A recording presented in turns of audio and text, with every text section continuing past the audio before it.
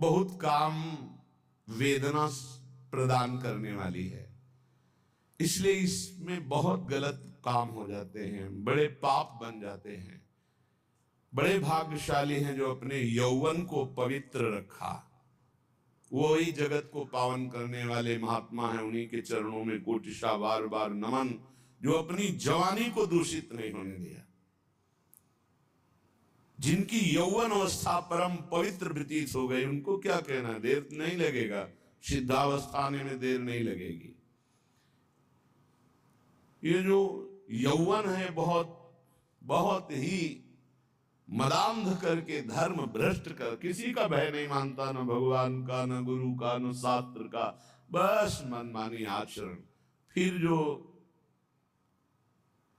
दुर्गति के आचरण हुए उन्हीं के मिटाने में पूरा जीवन लग जाता है। ये ऐसा नहीं कि एक बार भोग लिया तो बस फिर छोड़ सकते हो, तुम्हारी ताकत नहीं, तुम्हारी ताकत नहीं। विषय चुगा जिन चुगय मन, चुगत कछुक सुख होए, फिर फांसी ऐसी लगे।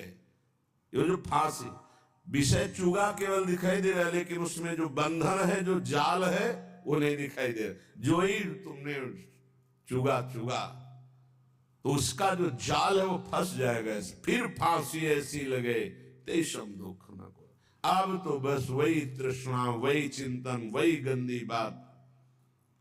इसलिए यो व्याघ्री योषिता विस्मी व स्वादन्नमर्थम महा, जो अपनी जवानी को पवित्रता से निर्वाह करने के लिए काम भोग की बात, काम भोग की क्रिया, काम भोग का चिंतन, ये भयंकर विषधारी सांप के समान समझता, नहीं काट लेगा, जहर चढ़ जाएगा। और स्वादन्नमर्थम विषमिव, जितने ही स्वाद के पदार्थ हैं, बड़े स्वादिष्ट लगने वाले, ये सब विष है। ये नीच रसेंद्री खा खा के पुष्ट होती है और जनेन्द्रिय आदि से पाप कराती है।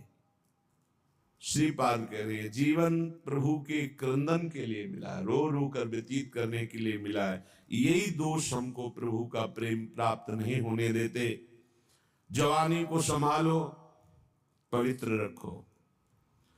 कैसे? बोले विस्म्यु स्वादन्नमर्थम, ये जो स्वाद अन्न पाने की चाहत हो गई है बहुत खतरनाक है। ये रसगुल्ला नहीं है, ये बिस्गुल्ला है। जितना खाओगे अच्छे अच्छे पदार्थ उतने ही भोग वासना बढ़ेगी। जितना भोग क्रिया करोगे किसी की जरूरत नहीं, अपने आप नष्ट हो जाओगे। कोई किसी को मारता नहीं, अपना कर्म ही हमारा नाश कर देता है। इसलिए विस्म्यु स्वादन्नर्थम, स्वादन्न के लिए विष के समान उसको देखो। जवानी को पवित्र रखने के लिए भोग क्रिया, भोग चिंतन, भोग वार्ता, इसको ऐसे समझो जैसे फुफकारता हुआ काला सर्प हो। बस नजदीक गए तो डस लेगा, जहर चढ़ जाएगा। नर्थ प्रायम साधु लोक मिलनम सर्वार्थ विभ्रंशवत,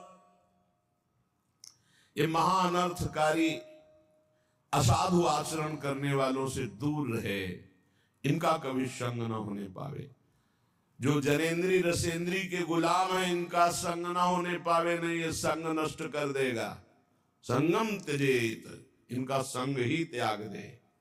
सर्व संगोपहो हिमाम, सत्संग के द्वारा प्राप्त विवेक से 7 संगों का त्याग कर दे, जो भजन रंग में बाधा पहुंचाने वाले हैं। डरना नहीं चाहिए।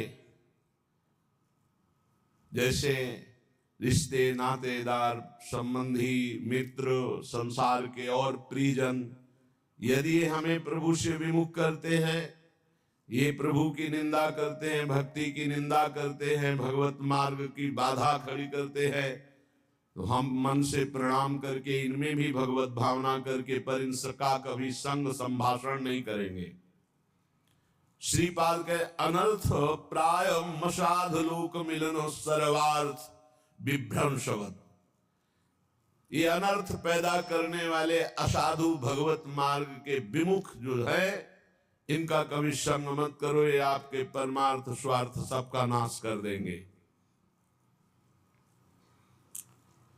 बहुत सुंदर कभी कभी कृपा होती है और अवहेलना हो जाती है कृपा की, फिर जीव जो पछताता है। अब जो हृदय में बिना भजन के आनंद की स्फूर्ति होती है गुरुजनों की कृपा से, तो उसको रोकने के लिए तप की, साधना की, संयम की बाड़ लगानी चाहिए। नहीं तो चढ़ी के मैन तुरंग पर चली वो पावक मांग, यही प्रेम पंथ अति कठिन है, सबको निभत ना है। भक्ति ईर्ष्या का विषय नहीं, जो ईर्ष्या करते हैं। जैसे कल या परसों एकांतिक में एक भक्त भाव वाले बहुत प्रवीण वो कह रहे थे कि आपसे जब कोई हंस के बात करता है या आपका कोई सत्संग सुनता है तो मुझे बहुत जलन होती है, लगता है सिर्फ मेरे महाराज जी हैं, इनसे कोई बात नहीं करेगा। वो भाई भाव तो तुम्हारा प्रीता कहे, लेकिन ये संसारिक है।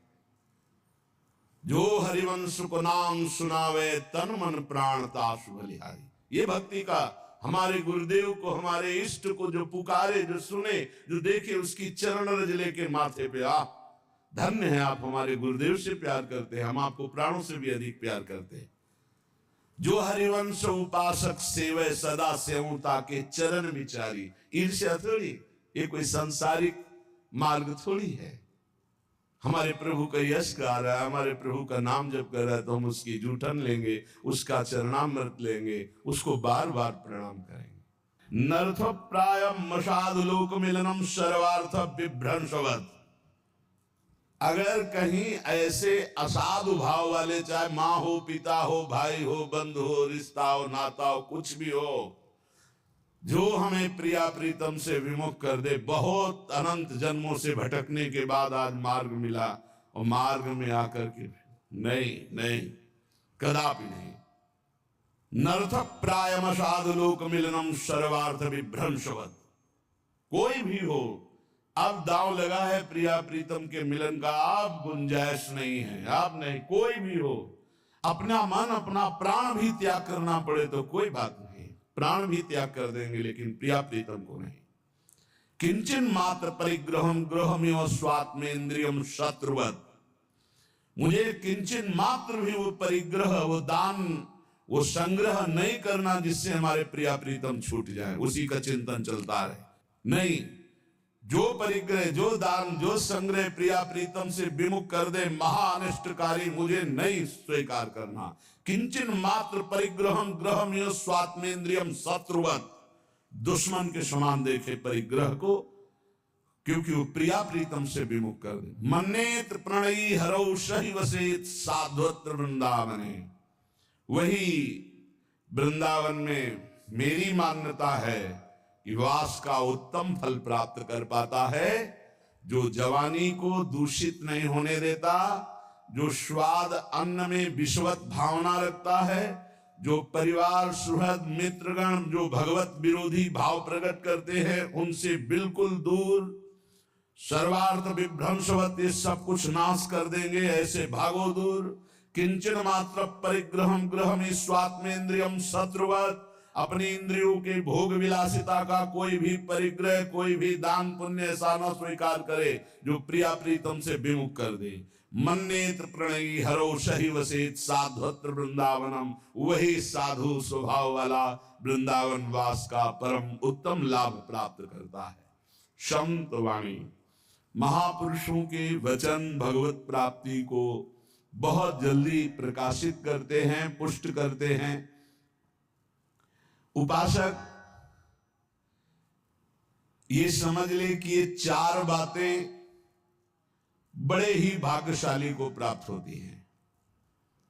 पहला मनुष्यत्व, दूसरा धर्म श्रवण, तीसरा विशिष्ट श्रद्धा और चौथा संयम पूर्ण परमार्थ।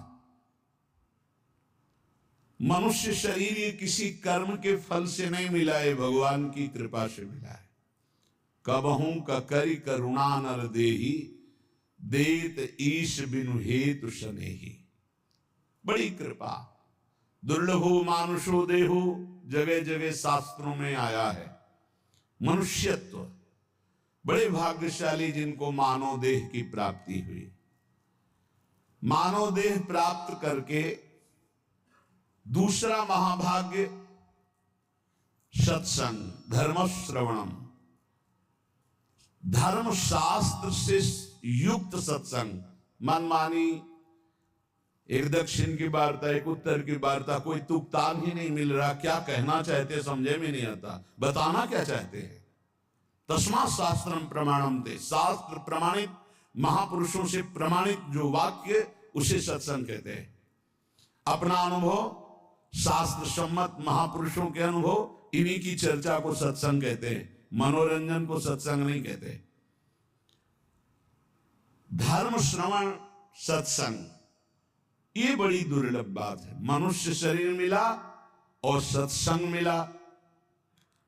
अब सत्संग में अगला है श्रद्धा, जो सुना उसको धारण किया। जो मनुष्य शरीर प्राप्त करके अवनीत स्वभाव के होते हैं, उद्दंड स्वभाव के होते हैं, ना उनको नमन भक्ति आती है, ना उनको, एक उद्दंड स्वभाव, ऐसे सत्संग में जाकर भी कुछ लाभ नहीं ले पाते। खलऊ करें भली पाई सुसंगु, मिटे न मलिन स्वभाव भंगु।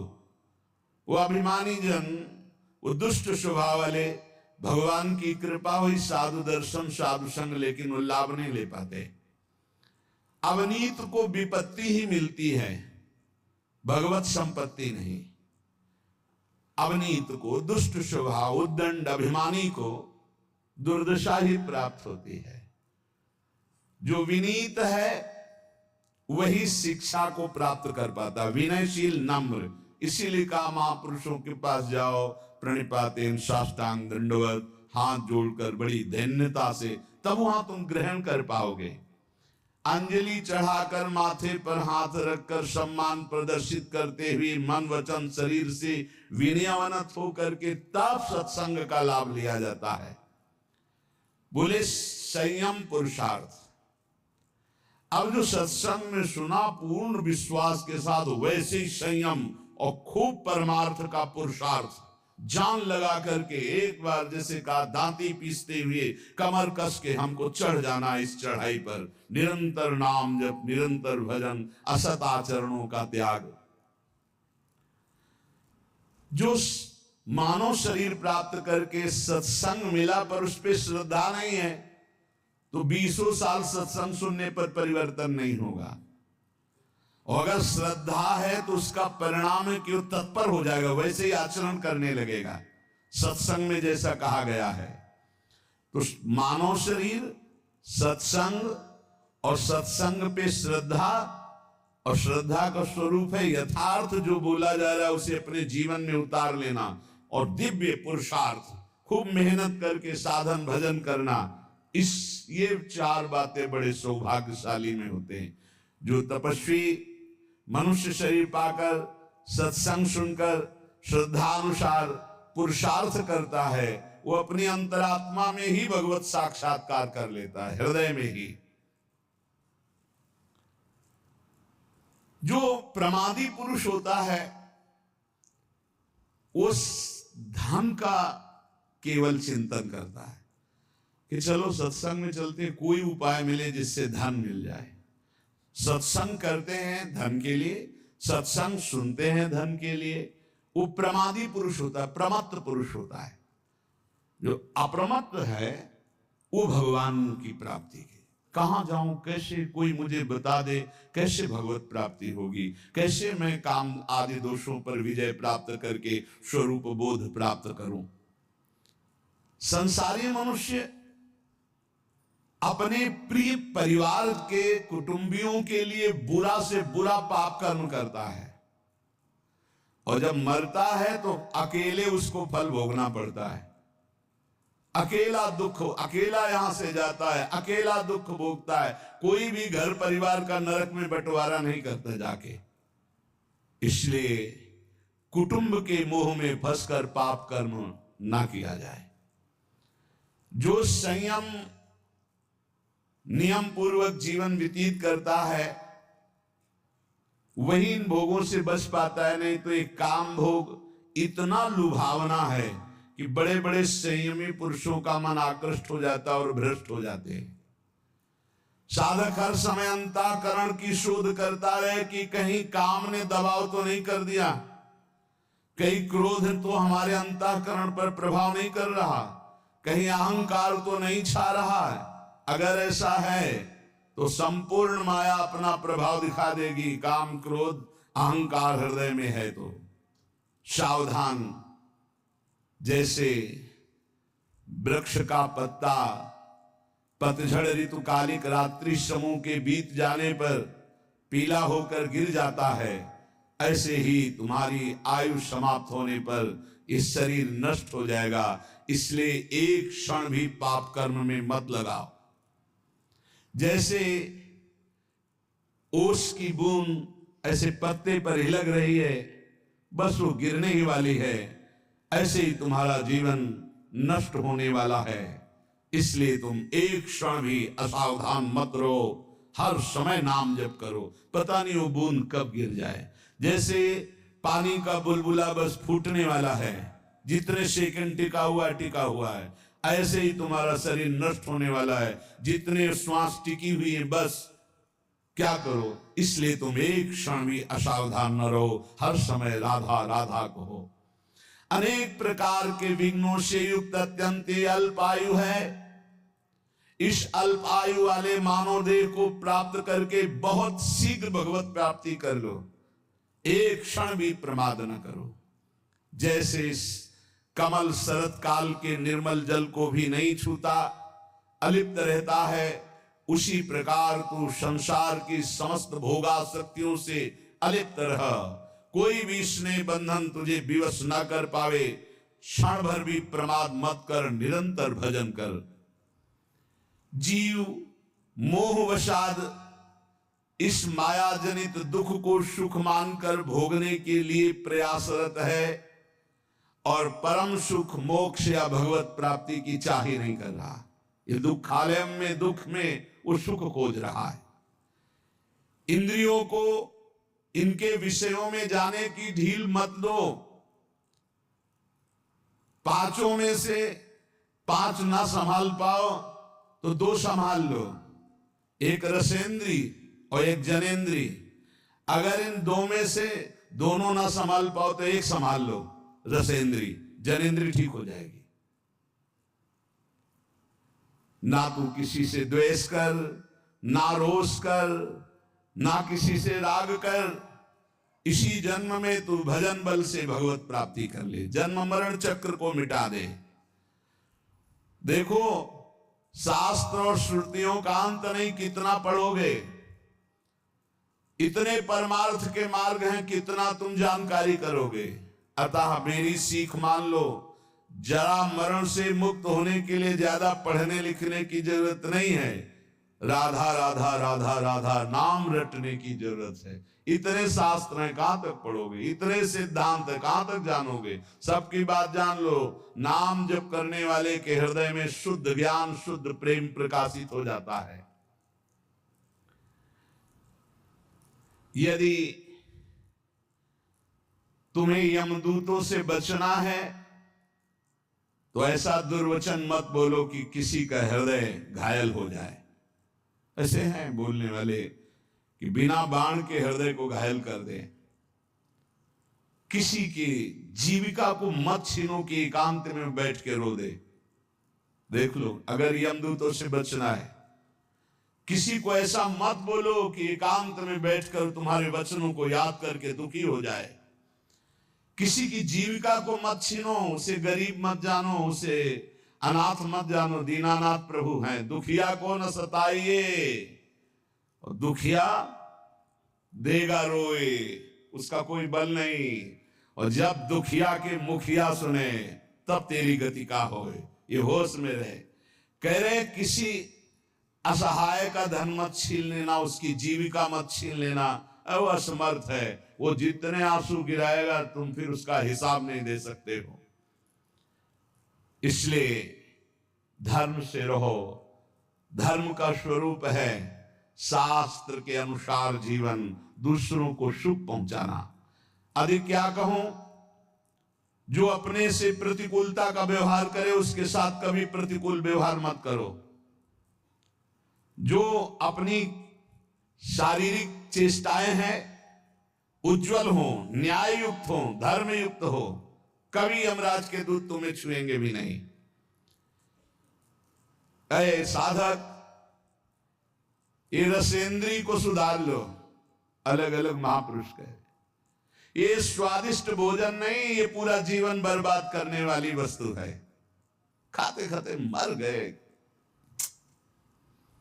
कभी तृप्ति नहीं, कभी तृप्ति नहीं। ए दुष्ट, गजब हो गया, भोगते भोगते मर गए। कभी इतना ही कहती कि बस आज क्या ये हाथ ऐसा ऐसा बना ले, ये वो, खाते खाते पूरा जीवन व्यतीत हो गया। हाँ खाओ, पचाओ, सोच रहा कभी उबो यार, खाते खाते उबो, कभी भोगते भोगते हो। बहुत बहुत विचित्र है, बहुत रसेंद्री इसीलिए परमांश है। भोजन से बचो, ये जीवन नाश करने वाला। ये कोई सौभाग्य कि हमें मनानी बहुत सुंदर भोजन, आद की चक्कर में ही मच जाती है। वो कांटे में होता है चारे के, उसको कांटा नहीं दिखाई देता, चारा दिखाई देता है। ऐसे ही साधक स्वादिष्ट भोजन के अंदर एक कांटा है, आसक्ति भोगों की, जनेंद्री को प्रबल करके वास लगा दी। और सुनो, किसी के रूप में मत फंस जाना। पांच अगर नेत्रों को प्रिय लगने लगे तो प्रियालाल के रूप देखने का अधिकार खो दोगे। अरे जीव, तू एकमात्र भगवत प्राप्ति के लिए मानव देह में आया, इसलिए रसेंद्री, जनेंद्री, घ्राणेंद्री, श्रवणेंद्री, त्वगेंद्री सबको संभालो और प्रभु के चरणों में लग जाओ। एक आदमी जानता है सब कुछ पर करता नहीं है, तो क्या फायदा जानकारी का, शास्त्रों के स्वाध्याय का, संत समागम का क्या लाभ मिला? तुम्हें बहुत जानकारी है पर तुम अपने आचरणों पे नहीं उतारते हो। एक आदमी है जानता नहीं पर जितना जाना चल दिया वो पहुंच जाएगा, इसलिए जाकी जानकारी का मत पढ़ो। जितना जानना आचरण में उतारो, वही मुख्तार जितना जान लेता है। जो सोता वो अंदर में अपने जितनी जानकारी है उसके अनुसार चलता है, वो कभी विपत्ति से विचलित नहीं होता। जीवन काल के पास भयानक से भयानक परिस्थिति आने पर भी प्रभु का चिंतन न छूटने पावे, धैर्य न छूटने पावे, किसी और का सहारा न लेना, ये सब महापुरुषों की बातें हैं, पकड़ लो। बहुत आनंद प्रदान करने वाली बातें हैं। बहुत सावधान। अय उपासक, जीवन का सार यह है कि भयानक से भयानक विपत्ति आवे, तुम्हें धर्म से ना डिगा पावे। दुनिया में रहते हुए दुनिया का कोई भी व्यक्ति और भोग तुम्हें आकर्षित न कर पावे। देखो भाई, देख लो, दुनिया में रहते हुए दुनिया का कोई व्यक्ति का भरोसा न हो और कोई भोग आकर्षण न कर पावे। हमारी चाहे अंग काट दिया जाए पर हम अपने धर्म को नहीं छोड़ सकते। ऐसे निष्ठावान हम अपने धर्म, देखो यहां काटने मारने की तो कोई बात नहीं, थोड़ा प्रलोभन आया और भ्रष्ट हो जाते। अरे कह रहे हैं, यहां लिखा है, उपासक भयानक से भयानक विपत्ति की परिस्थिति में भी अपनी निष्ठा से चलायमान नहीं है। चाहे काट दिया जाए तो भी हम अपनी निष्ठा से चलायमान नहीं, तभी भगवत मार्ग पुष्ट होता है। पाप कर्म के कभी रति मत करना।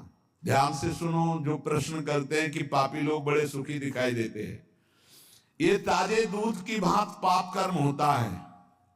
जैसे ताजा दूध ना फटता है तुरंत और ना विकार को प्राप्त होता है, आगे चल करके वो दुर्गंध युक्त हो जाएगा। ऐसे ही अभी पाप हुआ है तो पूर्ण सब काम बनता चला जाए। वो कर्म ढकी हुई आग के समान है, जिस दिन वो अपना रूप धारण करेगा भस्म कर देगा, तुम्हें नष्ट कर देगा। इसलिए जब तक तुम्हारा उनके बस से नष्ट नहीं हो जाता, तुम्हारा पीछा करता, विश्व में कहीं आके चले जाओ, वहीं तुम्हें दंड दे देगा तुम्हारा पाप कर्म। मत एकत्रित करो पाप कर्म, डरो पाप कर्म करने से। वो सुरक्षित तब तक पीछा करेगा जब तक तुम्हारा नाश नहीं कर देगा। दुष्ट स्वभाव के मित्रों का कभी भी संग ना करो, उत्तम स्वभाव वाले ही भगवत मार्ग के पथिकों से मित्रता करो। सब पर भगवत भाव पर दोस्ती नहीं। जैसे ठोस पहाड़ को हवा नहीं उखाड़ती, ऐसे ही निष्ठावान को कोई विपत्ति निंदा विचलित नहीं सकती। जैसे सारथी घोड़ों की लगाम खींचे हुए सही मार्ग पर चलाता है, ऐसे ही अपनी बुद्धि को पवित्र रखो। इंद्रिय रूपी घोड़ों की लगाम रूपी मन को खींच करके सतमार्ग पर चलाते रहे। बुद्धि शुद्ध कैसे होती? ईश भजन सारथी सुजाना। इष्ट देव का भजन करो तो सारथी सुजान, बुद्धि बहुत ज्ञानमयी हो जाएगी। यदि तुमसे कोई पाप बन जाए तो दोबारा करना मत, तो तत्काल उस पाप का प्रायश्चित करके उसे भस्म कर दो, नहीं वो तुम्हें नष्ट कर देगा। दोबारा करना नहीं। और जो हो गया है उसका महापुरुषों से पूछो क्या प्रायश्चित है, और वो जो बता दे वही कर दो, उससे भस्म हो जाएगा।